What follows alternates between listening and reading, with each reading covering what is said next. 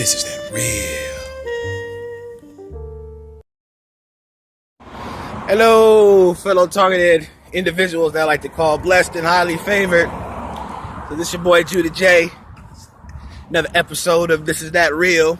Now, what I've been going through lately is, my car situation. Gotta get a new car.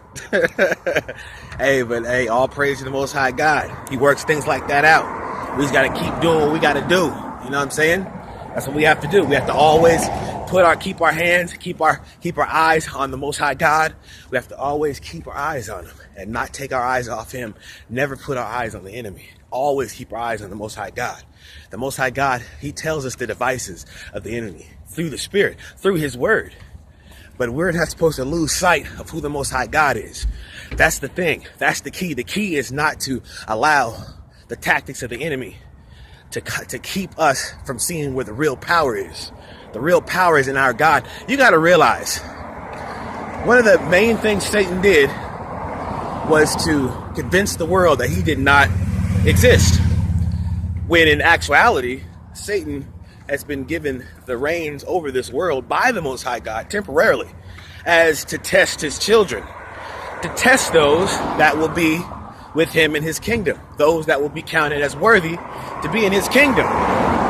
Now, a lot of people would say, oh yeah, that just seems like a cruel God, and why would he put his people through that?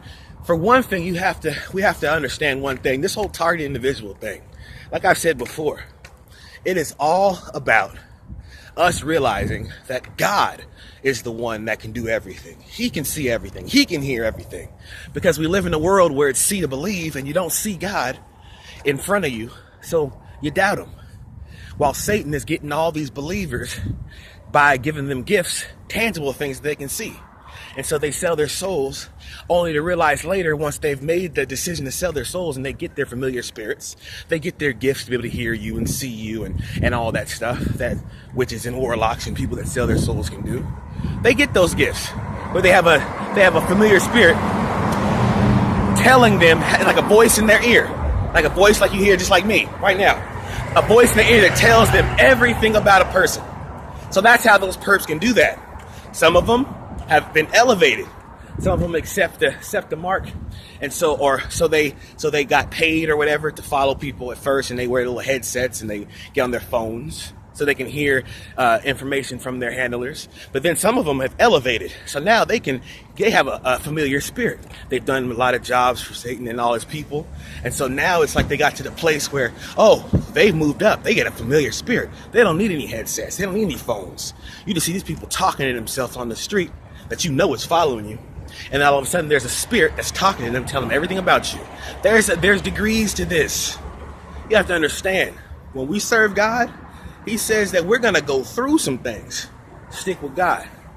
This is a short video. Hey, love y'all.